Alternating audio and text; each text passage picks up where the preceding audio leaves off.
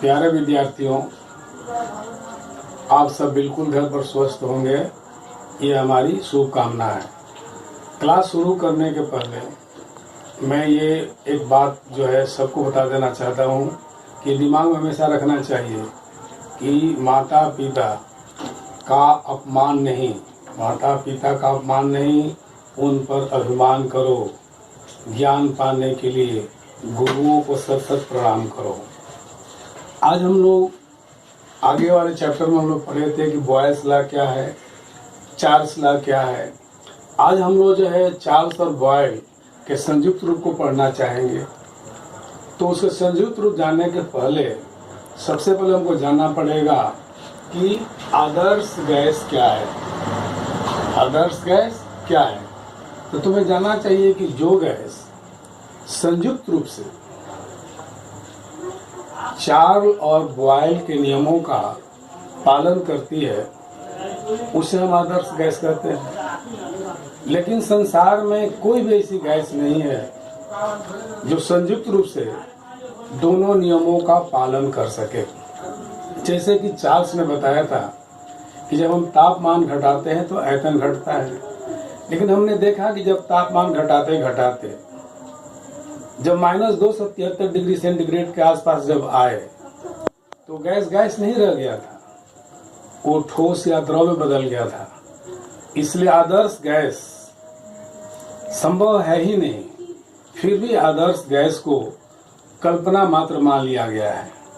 इसलिए मैंने यहाँ पर परिभाषा को लिख दिया है कि आदर्श गैस क्या है। तो वे गैस जो संयुक्त रूप से बॉयल तथा चार्ल्स के नियमों का पालन करती है उसे आदर्श गैस कहते हैं। ऐसी कोई भी गैस नहीं है जो संयुक्त रूप से चार्ल्स तथा बॉयल के नियमों का पालन कर सके। अतः आदर्श गैस एक कल्पना मात्र है। चार्ल्स और बॉयल के संयुक्त रूप को समझने के लिए सबसे पहले एक बात मैं समझाना चाहूँगा कि ग्राम अणु या ग्राम अणु भार क्या है। जिसे मान लिया जाए कि ये हमारा पानी है, यहाँ पर पानी का एक अणु है, यहाँ अणु कहलाता है। पानी का क्या है? एक अणु है। अगर हम यहाँ 2 लिखेंगे तो 2 अणु होगा, अगर हम यहाँ 3 लिखेंगे तो 3 अणु होगा। तो हमें पानी का हमें ग्राम अणु भार निकालना है। तो सबसे पहले हम लोग देख रहे हैं कि यहाँ हाइड्रोजन के 2 परमाणु है। हाइड्रोजन कितने परमाणु है? 2 परमाणु है। हम जानते हैं कि हाइड्रोजन के एक परमाणु का भार कितना होता है? 1 होता है। तो यहाँ पर हाइड्रोजन के 2 परमाणु है, इसलिए स्वाभाविक होगा कि हाइड्रोजन का यहाँ पर 2 हो गया। ऑक्सीजन का यहाँ 1 परमाणु है, या कुछ भी तो 1 है। ऑक्सीजन का 1 परमाणु है और ऑक्सीजन के 1 परमाणु का भार होता है 16, तो 16 हुआ। तो दोनों को जोड़ेंगे तो 18 हुआ। तो पानी का ग्राम अणु जो 18 हुआ, और जो इसको ग्राम में लिखा गया इसलिए ग्राम अणु भार कहो या ग्राम अणु कहो, 18 ग्राम हो गया, 18 ग्राम हो गया। हम लोग किसी का भी ग्राम अणु भार निकाल सकते हैं। जैसे मान लिया जाए कि हम अमोनिया का ग्राम अणु भार निकालने जा रहे हैं। अमोनिया का सूत्र हम जानते हैं NH3 होता है। यहाँ नाइट्रोजन का 1 परमाणु है और नाइट्रोजन के 1 परमाणु का भार हम जानते हैं 14 होता है। हाइड्रोजन के 3 परमाणु है, 1 परमाणु भार 1 होता है, तो 3 परमाणु का भार 3 होगा, तो 14 3 हो गया। तो इसको जोड़ेंगे तो 17 हो गया। इसको चूंकि ग्राम में लिखेंगे तो 17 ग्राम हो गया। तो अमोनिया का ग्राम अणु भार कितना होगा? 17 ग्राम हो गया। इसी तरह से हम किसी भी पदार्थ का या गैस का जो भी हो उसे हम लोग ग्राम अणु भार निकाल सकते हैं। मैंने एक अणु के भार को जब हम लोग ग्राम में लिखेंगे तो ग्राम अणु हो गया या ग्राम अणु भार होगा। तो जब कभी भी हम लोग 4 लाख 22 में बात आएगी ग्राम अणु, उसे समझना कि एक अणु के लिए एक अणु के भार क्यों हम लोग समझेंगे। तो कोई जैसे मान लीजिए मैं तुम लोग से कहूँगा कि हमें जो है ऑक्सीजन का ग्राम अणु भार निकालो,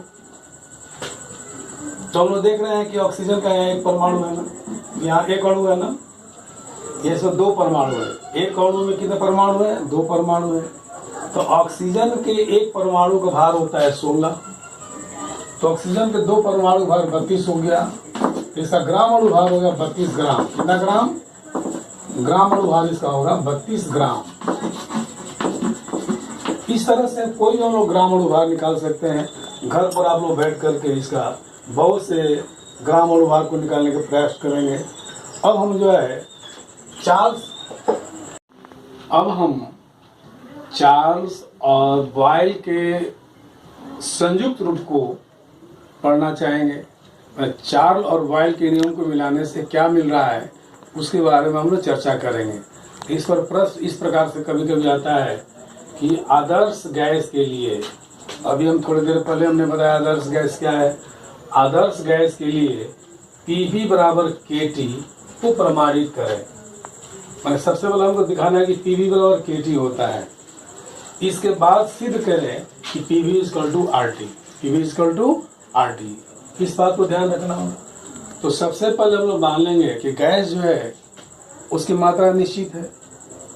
तो माना किसी गैस के निश्चित मात्रा का आयतन, दबाव तथा परम तापक्रम, इस बात को ख्याल करना पड़ेगा, तापक्रम नहीं परम तापक्रम,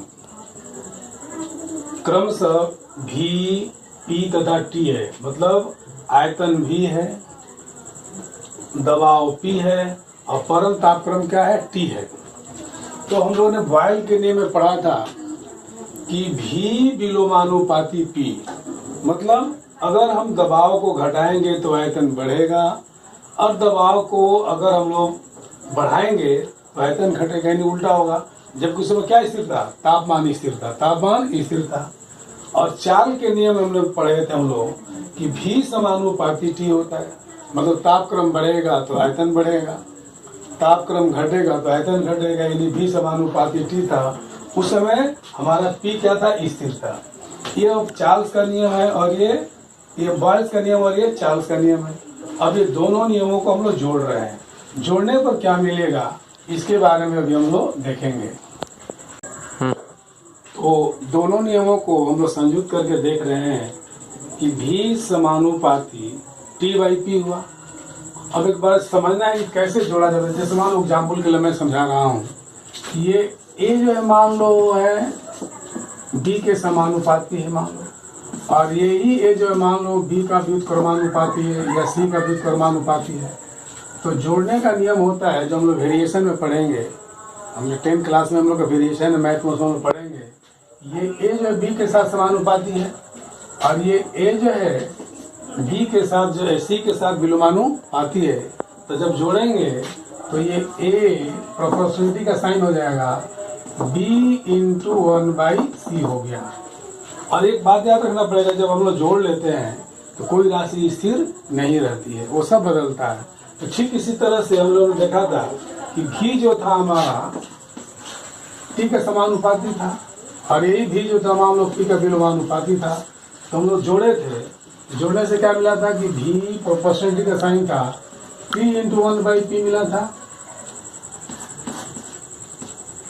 T × 1/P मिला था। तो हम लोग देखें उसी तरह से बताएंगे कि V समानुपाती T/P हुआ। और क्रॉस जब करेंगे तो PV यहाँ पर PV = KT होगा, PV = KT होगा। और जहाँ K क्या है? स्थिरांक। K क्या है? स्थिरांक। इसका मान जो है हमेशा स्थिर रहता है।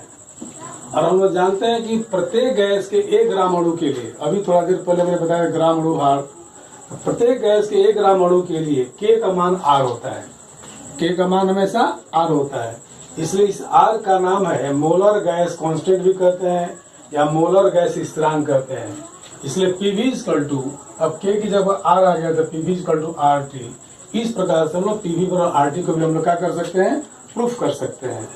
अब हम इसी के प्रोसेस में थोड़ा और हम लोग आगे बढ़ते हैं कि P2 V2/T2 किस तरह से आया उसके बारे में हम लोग जानेंगे।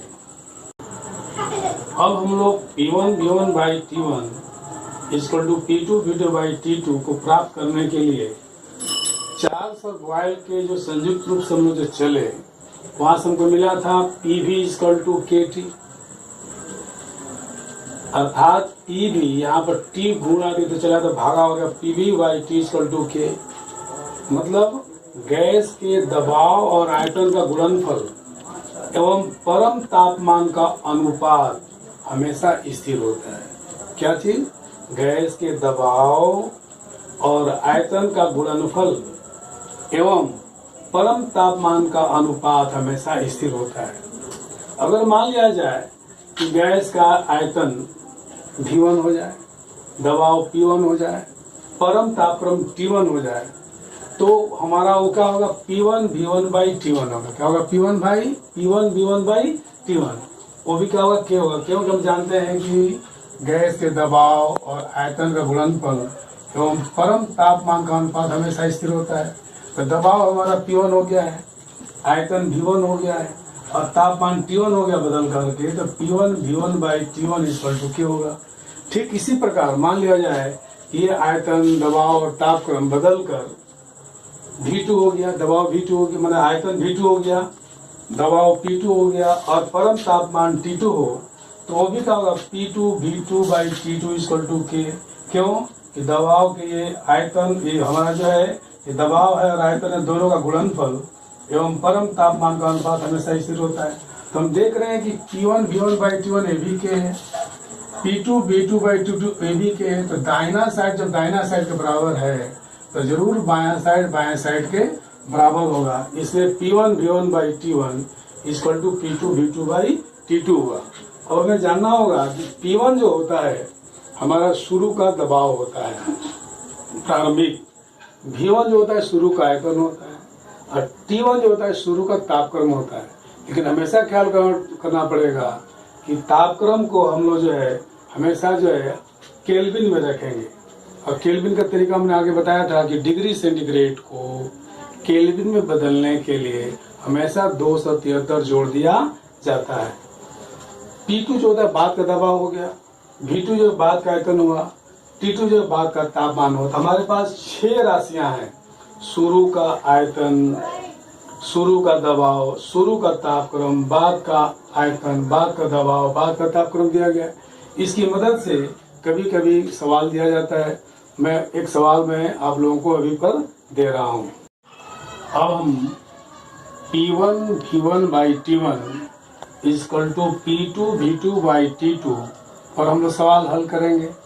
हमारा प्रश्न देख रहे हैं, एक गैस की दी हुई मात्रा का 27 डिग्री सेंटीग्रेड और 760 मिलीमीटर दबाव पर आयतन 1000 सीसी है। मान लीजिए इसमें गैस की मात्रा निश्चित है, इसका तापमान उस समय जो है 27 डिग्री सेंटीग्रेड है और इस पर जो दबाव जो पड़ रहा है वो 760 मिलीमीटर का दबाव पड़ रहा है। उस अवस्था में इस गैस का आयतन जो है 1000 सीसी है। अब जब शुरू में जब तापमान 27 डिग्री सेंटीग्रेड था और उस पर दबाव 760 मिलीमीटर का था और आयतन कितना था? 1000 सीसी था। अब क्या किया गया? इस गैस का दबाव और तापक्रम, दबाव को बढ़ा दिया गया। दबाव हमारा हो गया 1520 मिलीमीटर हो गया, दबाव को बढ़ाया गया और तापक्रम को बढ़ाकर कितना कर दिया गया? 327 डिग्री सेंटीग्रेड कर दिया गया। यानी दबाव भी बढ़ गया और तापक्रम भी बढ़ गया। तो इस गैस का आयतन क्या होगा हमको निकालना है। तो इस सवाल में सबसे पहले हम विचार करेंगे कि हमको क्या क्या दिया गया है। तो हम देख रहे हैं कि शुरू का तापमान दिया गया है, शुरू का दबाव दिया गया है, शुरू का आयतन दिया गया है, फिर बाद का दबाव भी दिया गया है और बाद का तापक्रम भी दिया गया है। हमें बाद का आयतन ज्ञात करना है। तो हम लोग देखेंगे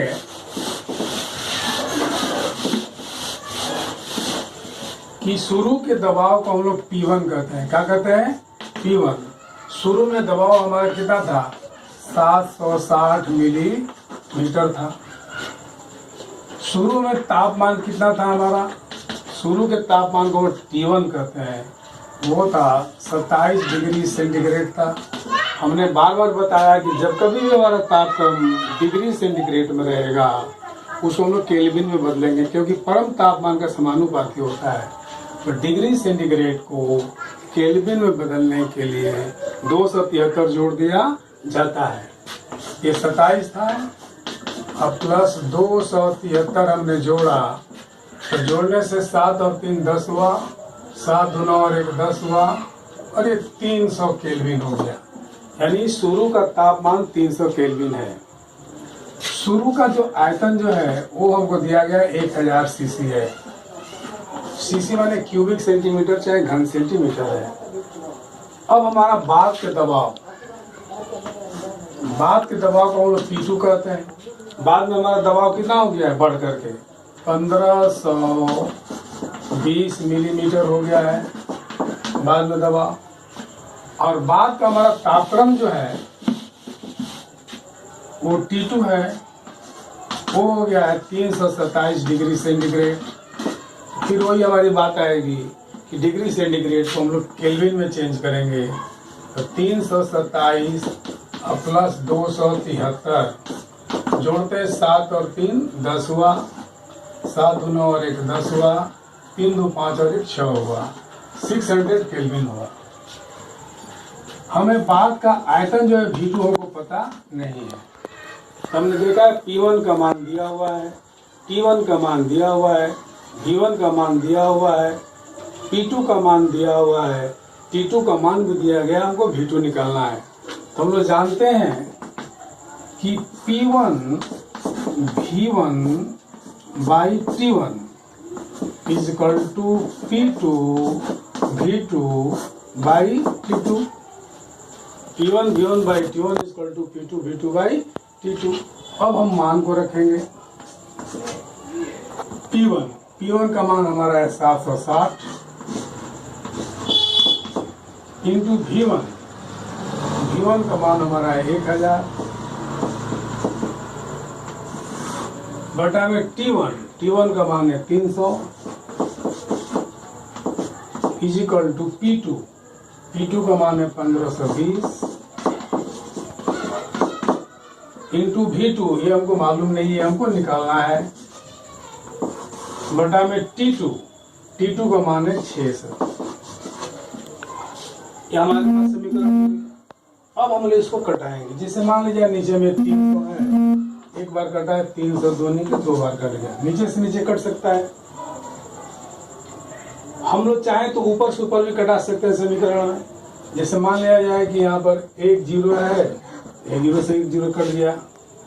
अब यहाँ पर 76 है और वहाँ 152 है, तो 76 दूनी 152, ये 2 बार कट गया। और फिर ये जो हमारा 2 से 2 क्या हो गया, कट गया। अब हम लोग यहाँ से कैलकुलेशन से देख रहे हैं कि हम लोग जब क्रॉस करेंगे हमारे पास V2 में 1 से गुणा करेंगे तो V2 इज इक्वल टू, यहाँ पर 1000 है, यहाँ 1000 हो गया, तो V2 इज इक्वल टू 1000।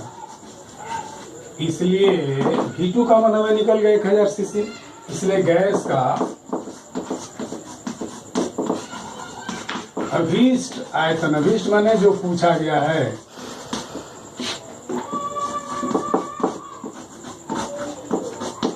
बराबर 1000 सीसी। हम चाहें तो 1000 सीसी को हम 1 लीटर भी लिख सकते हैं, क्योंकि हम लोग जानते हैं कि 1 लीटर बराबर 1000 सीसी होता है।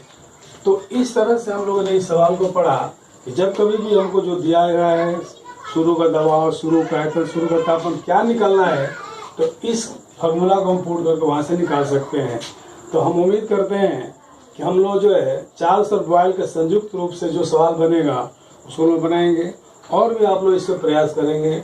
अगर जहाँ दिक्कत होगी तो हमारा कॉन्टैक्ट नंबर दिया हुआ है, उस पर आप ज़रूर मिलेंगे। लेकिन ख्याल रखिएगा, ये हम जो कुछ भी वीडियो दे रहे हैं वो आपके लाभ के लिए दे रहे हैं, उसका उपयोग आप जरूर कीजिए। उसको बार बार देखिए, 2 बार 3 बार देखने के बाद सब्जेक्ट मैटर समझ में आ जाएगा।